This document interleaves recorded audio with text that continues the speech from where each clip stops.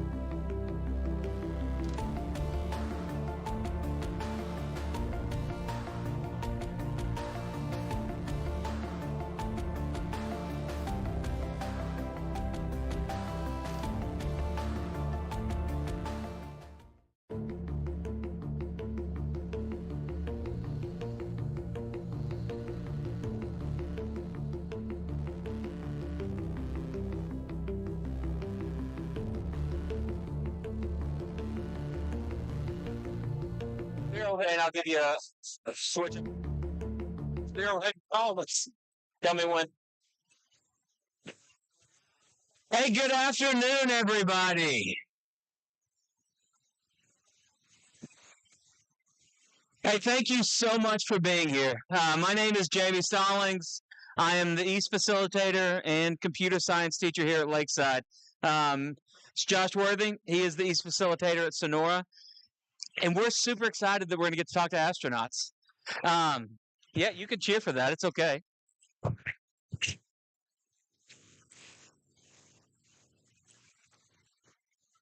All right, so I am going to give you a kind of brief overview, and then we have a program, and you can see my backside on that. Thanks, Max. I'm going to give you a brief overview of what we're doing, and then we're going to jump into the program. So, we all know about the International Space Station. If you've been in my class, I know Mr. Worthy at Sonora has been pushing that. So we know about the International Space Station, right? Right now, Dr. Carter, where is the space station right now? So right now, the space station is over the Pacific Ocean. In about 25 minutes, it's going to be over the Gulf. And at that point, we hope and plan to connect to the station via ham radio. So if you look over here, you have all our radio set up. It's been a ton of work. If you go to this school, you've probably seen the cords and antennas hanging down from the ceiling. If you just got here from Sonora, on your way out, look at the giant antenna on the ceiling or on the roof. It's a pretty big deal. So we hope to have about 10 to 12 minutes. And we're going to be asking astronaut Nicole Ayers a few questions. She's been on the space station about 2 weeks. This is her first mission. Will also be the first time she's talked to students. So that's really cool. Couple things kind of logistic wise, they're going to be super important. This is a microphone, right? That's why you can hear me. The radio is also a microphone.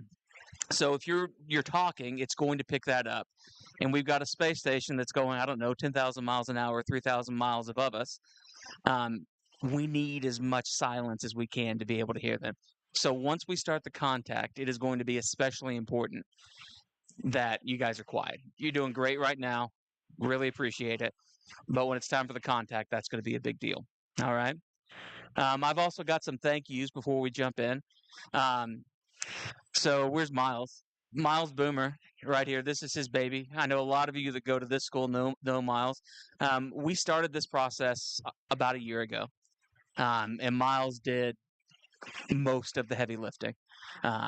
We're actually using his call sign. So Miles's call sign will be up. Cooper, you can lead the round of applause, Coop.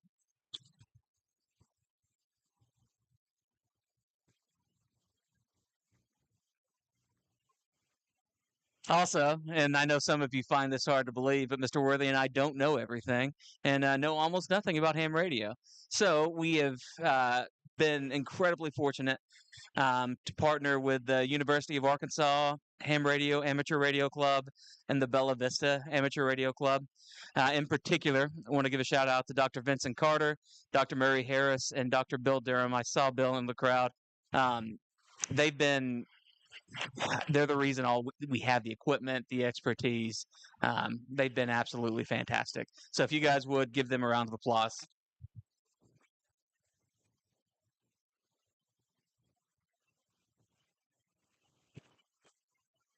We also want to thank our administration, Dr. Stuman, Dr. Shepard, Mr. Lookadoo, Mr. Harmon. I think when we told them about it initially, I'm not completely convinced they believed that this was actually going to happen or a real thing. In fact, I would be willing to bet a month's salary that Dr. Shepard still barely believes that this is actually happening. But they have been incredibly supportive. We are fortunate to work in Springdale and work for our principals in particular.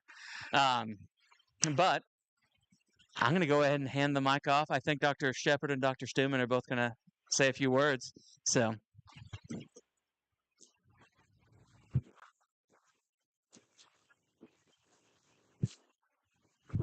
Well, wow, this is fun. It's not every day that you get a chance to talk to someone who is orbiting in space So, and we're very happy to get to host not only um, Lakeside students, but our future Lakeside Golden Eagles.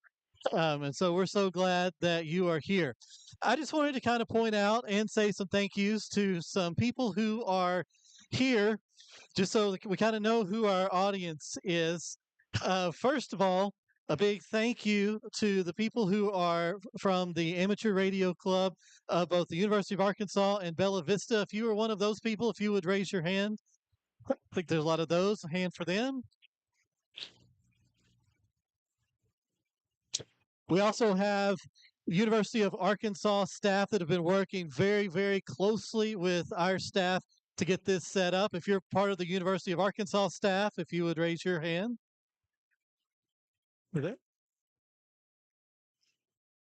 We also have several University of Arkansas teacher education students. So some of our future teachers who are here to watch what's going on. If you're one of our University of Arkansas future teachers, if you would raise your hand. Several over here. Very good.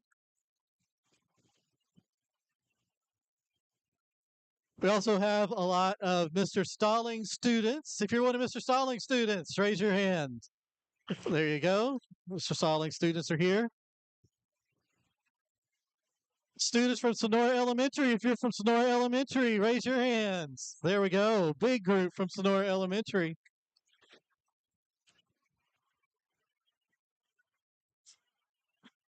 And a couple of special guests that I want to point out in particular. Thanks for being here to Miss Kathy Rollins, who is a current member of the Arkansas State Board of Education, a longtime school board member, someone who has been a champion for these programs for a long time. Thank you for being here. And one of my personal mentors, Dr. Jim Rollins. Thank you for being here. Dr. Rollins. Dr. Rollins is a former superintendent here at Springdale and is one of the biggest champions of the East program in this state and across the nation. And without Dr. Rollins' leadership, we probably would not have been be here for this kind of program for East. And so big thank you to Dr. Rollins for all that you did in setting all of this up. So it's always great to see both of your faces here. So welcome again. We are so glad that you are here. This is going to be fun. I'll turn it over to Dr. Steuben.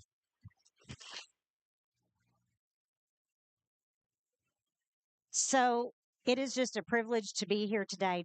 I don't know, do y'all feel the excitement in the air? Do y'all feel it? I do. I mean, am I nervous? Am I anxious? Am I happy? I don't know, but it's all kind of combined. I'm so excited to be here with you all, with majority of, all of our fourth grade, our third grade East students, and our fifth grade East students. And I just want to say how exciting it is. Mr. Worthy has been doing the East program at Sonora for 14 years. And to watch the students that excel in that program and build a work ethic like nothing I've ever seen. And then they go through our other schools and then they get here to Mr. Stallings and that just continues. It is just an honor. So can you just thank those two teachers again, Mr. Worthy and Mr. Stallings?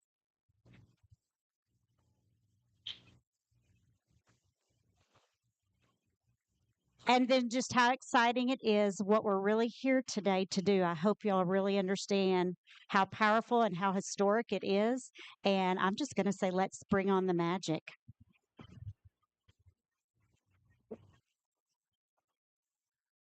All right, guys.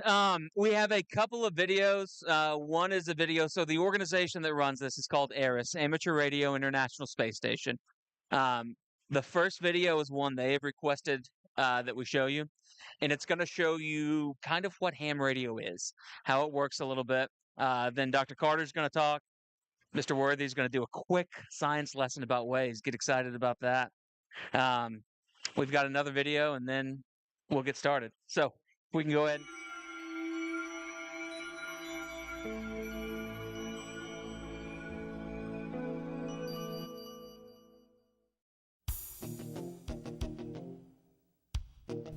Hi, my name is Ruth. And my name is Chris. you must be pretty excited to talk directly with astronauts on the International Space Station today. While we're waiting for the space station to come over your portion of the sky, let's talk a little bit about how it's going to happen. Of course, Mission Control is in contact with astronauts all the time, using a big radio with lots of fancy equipment. However, we're going to be using something very different today. We are going to use ham or amateur radio to talk directly to the International Space Station. When most people hear the word radio, they think of a music radio station, but it's so much more than that. Radio actually refers to the unseen energy that transmits all sorts of signals using electromagnetic waves. At first, people learned how to send signals like Morse code, and then they discovered that you can send so much more, like data, computer signals, and even TV. Maybe you don't realize it, but you use radio every day. Maybe you watched the TV this morning, or you texted your friends, or maybe even you check social media like Twitter or Instagram. Let's travel back to space for a minute. Since the beginning of the space age, humans have sent many spacecraft out into the universe. These range from the Hubble Space Telescope orbiting the Earth daily, and the Curiosity rover exploring Mars. We've even sent a long-distance messenger, the Voyager 1, who has traveled outside of our solar system. Whether it's capturing a great picture of a far-off galaxy or conducting experiments on the space station, radio has to do with all of these. And today, you're going to be using ham radio. Now you might be wondering, what exactly is ham radio? Amateur or ham radio is a service and a hobby where operators can talk with people around their neighborhoods, their cities, their country, and even around the world. Amateur radio operators require a radio license from the government. They're not that hard to get. I have one. My call sign is KM4LAO.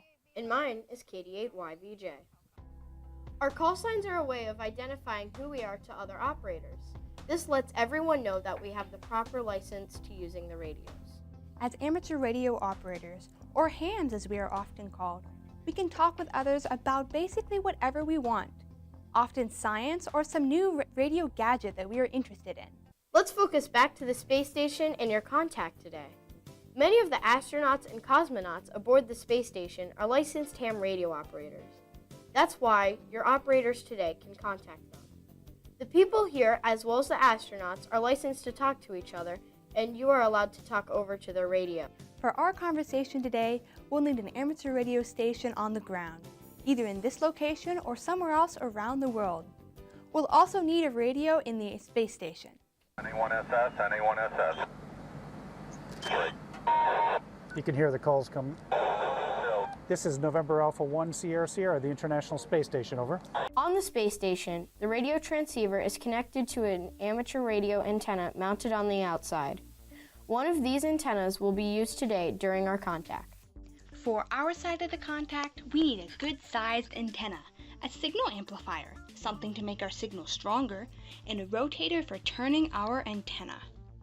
We have to keep our antenna pointed right at the International Space Station.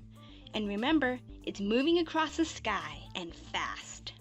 To aim the antenna properly, we need to track the path of the space station exactly. NASA uses complex systems to track the path of the space station and other orbiting objects. The satellite tracking program we are using works out a complicated set of mathematics to provide the orbital location of the space station moment by moment as it moves through space. This information is sent into the computer that controls the antenna rotator, which moves the antenna to follow the space station. Maybe some of you have seen or worked with robotics. That's pretty cool stuff. And just like you can program a robot where to go, what to do, and how to get there, you can also program a computer to tell an antenna how to track the space station across the sky. You know, it took a lot of planning to get this contact. Several weeks ago, the ARIS operations team had to figure out when the space station's orbit would pass over this location. Then, they had to talk with the planners at NASA's Johnson Space Center. The crew's time is pretty full, so they were able to find a time that could work for the crew members' schedules. Once they found times that would work both in space and here on the ground, the host organized this contact. And in just a few minutes, you'll be hearing and talking to the astronauts. Well, it's almost time for your contact. It will be exciting, so good luck with it.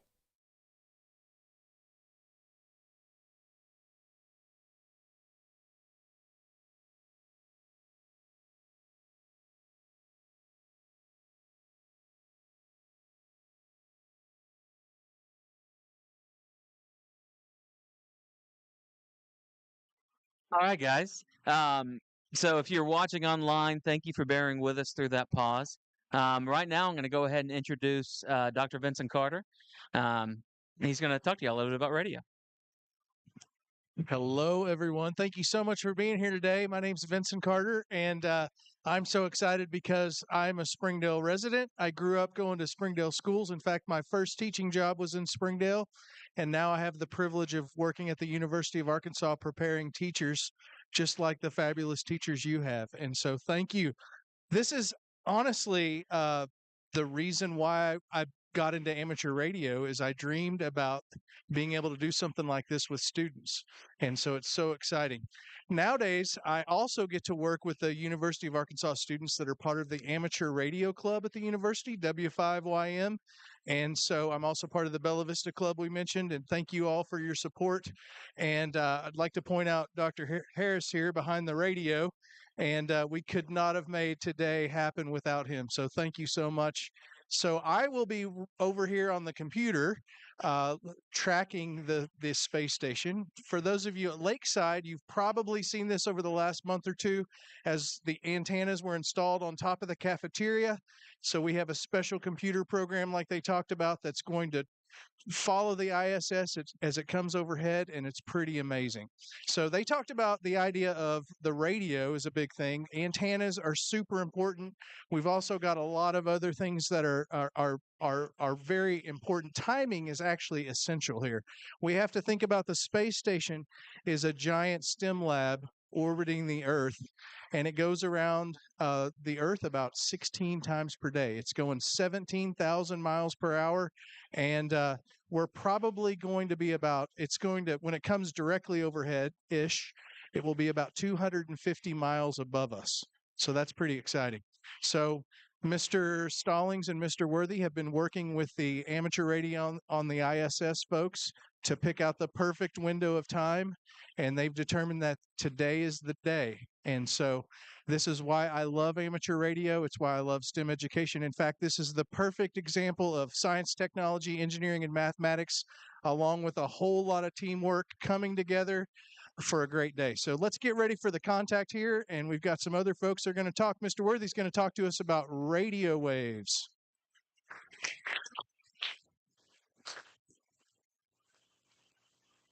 All right, this is really interesting because I've got the viewers at home, I've got the viewers here, I've got our VIPs. So I'm going to try to talk to everybody. So this is really tricky. Like you've heard, things move quick, and this space station is moving at 17,500 miles per hour, something like that. It's trucking. It's moving really, really fast. And for us to tune into it, we have to use what we call radio waves.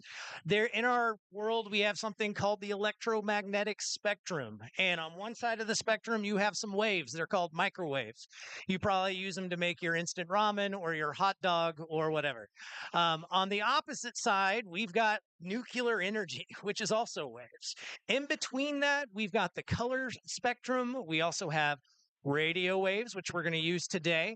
And so I've got a friend, Hazel, is going to come and we're going to show you a little bit about how waves work, because waves, just like you guys, are all different sizes, different shapes, and we measure them we'll just show you. All right, so you're going to take that in. This is a really long spring. Hazel, back up. Back up, back up, back up. Keep going, girl. That's probably pretty good right there. So I'm just going to kind of slowly move this spring up and down. And if I go this speed, we have one big wave, right? Now, if I go a little faster, we see there's some troughs and some peaks, but there's more waves there. They're a little faster. Now, if I take a step back, it changes a little bit as well. And if we were to measure those waves, we would have a frequency. And every second, if one wave passes per second, that's called a hertz. And so we're working with a lot of different measurements. We could get into lateral waves and lateral measurements and things like that. We don't have time for that because we got to talk to some astronauts. But that is kind of how this all works. Hazel, I'm going to give this to you. Thank you, ma'am. Now, 4 days ago, there was a school in Japan, a junior high in Japan, that was trying to make this contact. It didn't work. No, no pressure, guys. No pressure. It didn't work. Things happen. Life happens. Sometimes it's technological error, like this one screen right here is not working for whatever reason. I'm going to fix that in a second. Sometimes the stream falls down because of Wi-Fi. Sometimes your Wi-Fi goes out and you can't watch My Little Ponies on Netflix, or whatever you watch on Netflix, Stranger Things. And so life happens. That contact didn't happen. We're trying to make sure every little detail is perfect so that we do get the opportunity to make this contact. Now, it's going to get really exciting. We're going to have Dr. Murray Harris seek out the space station. You're going to hear the astronaut respond, astronaut Ayers, and you're going to want to cheer, but you got to be really quiet because we only have a small window of time to talk to them. And so it's going to be exciting. It's going to be weird. If maybe you've watched Apollo 13, waiting for Tom Hanks after they splash down into the ocean, waiting for Tom Hanks to respond, that it's kind of like that type of suspense. And then Mission Control goes crazy. We're going to give you a time to go crazy. We want them to hear us in the International Space Station. We have a microphone, okay? You don't have to be that loud. But it's going to be really special. We're going to give you a chance to meet our astronaut. We've got a short video. Our stream team is going to cue it up, and Stallings is going to get your audio ready, and we're going to meet our astronaut. Space exploration is so important for humanity. You know, we learn so much as we get further away from Earth. Every time that we make a further step, we learn something and we learn how to adapt, and that is so important to humanity. We are explorers, each and every single one of us. My name is Major Nicole Vapor Ayers, and I am the pilot on NASA's SpaceX Crew 10 mission to the International Space Station. As a little kid, I always wanted to be an astronaut from the time that I was about knee-high. Growing up in Colorado really inspired me to go explore. I loved exploring in the mountains and learning how to camp and hike and live in a weird and exciting environment. Growing up as a twin is probably my favorite part of growing up. You have this built-in best friend to get in trouble with, to go exploring with. We grew up right there in Colorado Springs. We got to see the Thunderbirds fly over the Air Force Academy every year, which really inspired me to become a pilot in the Air Force. I always had an affinity for the sky and for space. Being next to the Air Force Academy kind of was the natural path for me. So I was a very serious little kid who set my goals really high and worked really hard and never got bumped off that path. I got my wings in August of 2014, and then I flew F-22s in Alaska, got to do some great flying up there in the mountains. I had a no-notice 6.5-month deployment. From there is when I moved down to Houston to start my job as a NASA astronaut. Crew 10 is a group of pilots who are going to space together to execute science and maintenance. We are about to launch to the International Space Station for a 6-month rotation aboard the orbiting laboratory. We've got a great group of humans who are funny and caring and kind and also wicked smart and capable and efficient. Our major goal is to get to the space station, execute the mission as well as we possibly can, and then come home still funny, kind, and caring about each other. Doing science in space is so important because here on Earth, there's gravity and it's a force that holds things down, and in space we can remove that force. And so we get a glimpse into processes and forces and structures that are too small or too weak and they can't actually flourish here on Earth. Long duration spaceflight is so important for human research to figure out how humans adapt and what happens to your body in microgravity. We get to learn how hardware and plants react in space, and we get to put them in this environment that's pretty harsh. You know, we're outside of the atmosphere, and now we don't have the protection of the atmosphere. What happens to those things, and how do we fix them, and how do we better prepare our people, our hardware, our food, our water systems for that deep space exploration?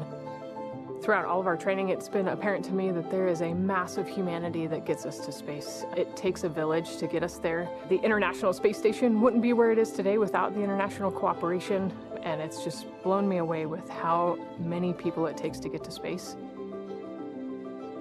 From Crew 10, we just want to say thank you.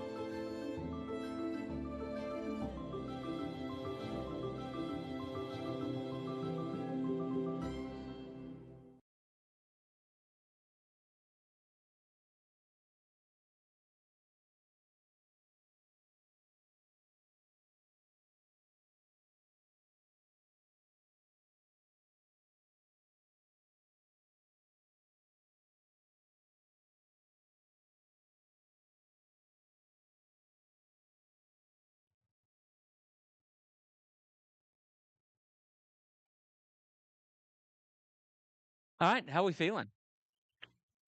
Okay.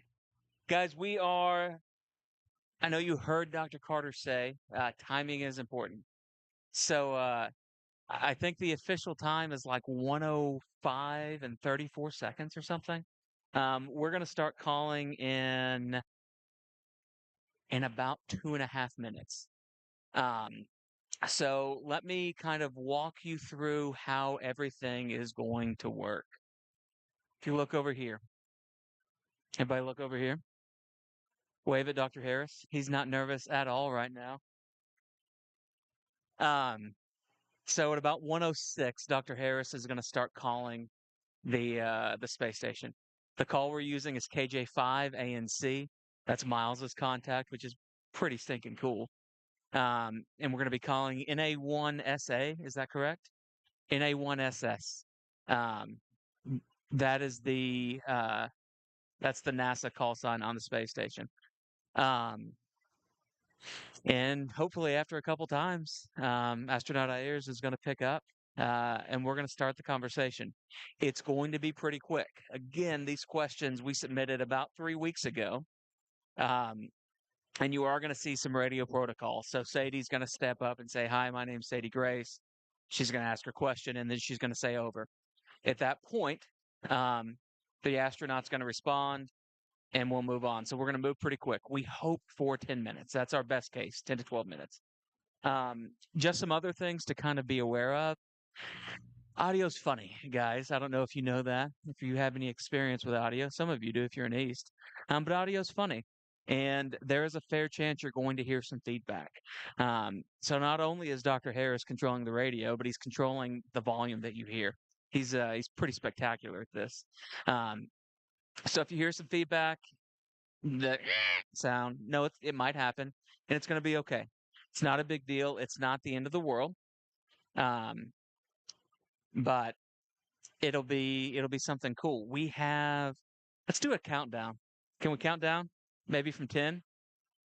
10, 9, 8, 7, 6, 5, 4, 3, 2, 1. All right, I need you to be dead silent. Super silent. So we've got about 10 seconds. We're not going to do another countdown. So absolute silence. Remember. NA1SS, this is KJ5ANC, Kilo Julia 5 Alpha, November Charlie calling. Do you copy? Over. Julia 5 Alpha, November Charlie, this is Alpha 1 here, and loud and clear. How meets? Good afternoon, Nicole. We have some students here in Springdale, Arkansas, who would like to ask you some questions about life aboard the International Space Station. Over. Can't wait to answer some questions. Over. This is Sadie Grace. Growing up, how did STEM programs in your school help you on your road to becoming an astronaut? Over. I loved math growing up, and I got really good at it, and it helps me a lot with flying and with astronautry. Over. This is Henry. What is your favorite experiment you've done in space? Over. I just did one that is a lunar experiment to figure out how we're going to navigate on the moon and Mars. Over. This is Piper. What was one part of living on the ISS that astronaut training could never fully prepare you for? Over. How do you float and how do you fly when you're in between modules? Over. This is the ball. What is a spacewalk like? Over. Hopefully I get to do one soon, but I imagine it's going to be challenging and rewarding. Over. This is Ellie. How does being in space influence creativity? And have you or your fellow astronauts engaged in any artistic activities like drawing, music, or storytelling? Over. We definitely do a lot of storytelling around the dinner table, and we love music, and lots of fun talking to everybody. Over. This is Miles. What will you do when you return to Earth? Over. I think I might go get a burger on the beach. Over. This is is Bexley. Can you describe a time when you had to solve an unexpected problem on the ISS using creativity and teamwork? Over. We were just trying to put a bunch of cargo into a small space the other day, and it took 4 of us putting our brains together to figure out how to make it all fit. Over. This is Jaden. Have you seen or heard anything weird and or unexplainable in space? Over. Sometimes you get these little radiation flashes that you can see when you close your eyes. You see them come through your eyelids. Over. This is Eleanor. How does staying in space and working closely with an international crew affect the way you view the world? Over. Oh man, I love the fact that we have people from different countries working together. It's no better place to do it than with this kind of a view. Over. This is Mateo. How often do you encounter space debris and what happens when you do? Over. Yeah, there's a ton of debris out there, and when we do encounter it, we can actually move the space station out of the way to keep us safe. Over. This is Joey asking for Jose. Does being in microgravity for long periods affect how you see the size or scale of objects? And does that change when you return to Earth? Over. No, I think the size and scale stays the same, but things definitely aren't going to float on Earth, so that'll be different. Over. This is Emelina asking for Lily. This semester I was part of the NASA Hunt Astronaut Culinary Challenge.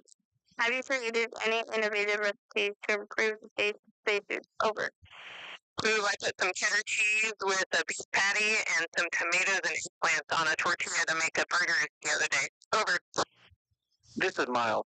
Have you lost anything in the ISS? Over. My spoon floated away the other day, but we found it in the FTB and got it back. Over. This is MJ. After working out for 2 hours on the ISS, how do you recover or relax in space? Over. I like to drink hot cocoa and look at the view out of the cupola. Over.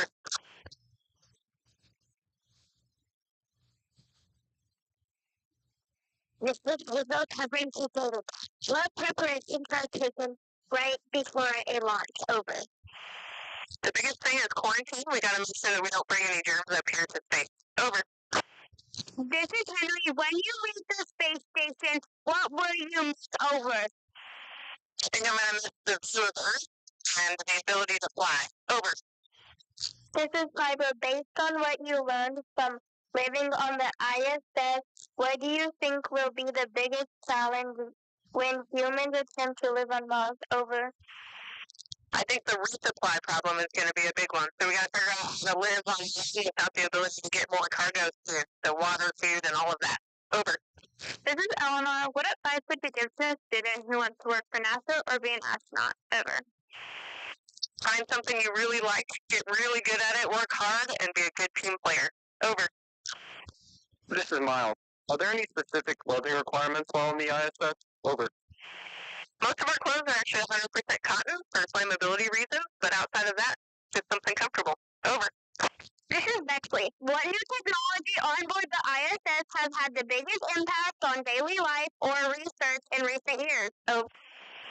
I think the 3D biological printer is one of the biggest ones. We're printing human tissues up here and learning all about the different small processes that happen in the body. Over. Nicole, this is Murray, W5XH. I'm operating the radios here today. And I would like to know how you communicate with the Earth when you wish to talk to your husband, your mother and father, other family members. What method do you use, and how often do you do that? Over. Technology is awesome these days. We've got basically internet up here using the satellite. So we have the equivalent of like FaceTime. We have the equivalent of a phone, and we've got email. So we've got plenty of ways to talk to people, and I actually talk to my family on a daily basis. Over. Nicole, this is Vincent, Whiskey Victor 5 Charlie, and helping with the live stream and the contact today. And we would love to know if you have any advice for our students at the school since we ran through our questions. Thank you. Yeah, my biggest piece of advice is to always be a good team player, take care of other people, and then love and go do it.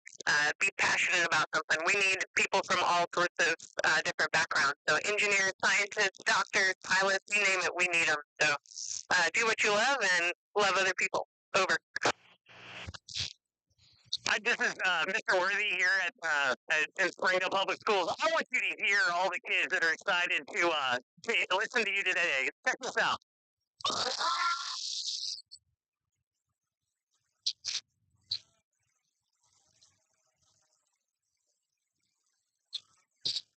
Thank you so much. Over.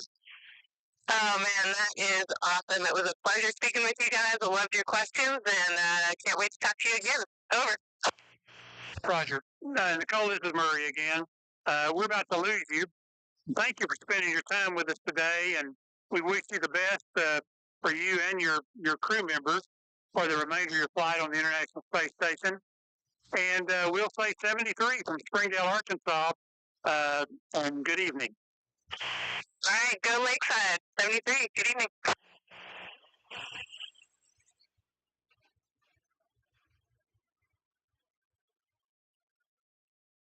Hey guys, let's give everybody, all these guys, a round of applause.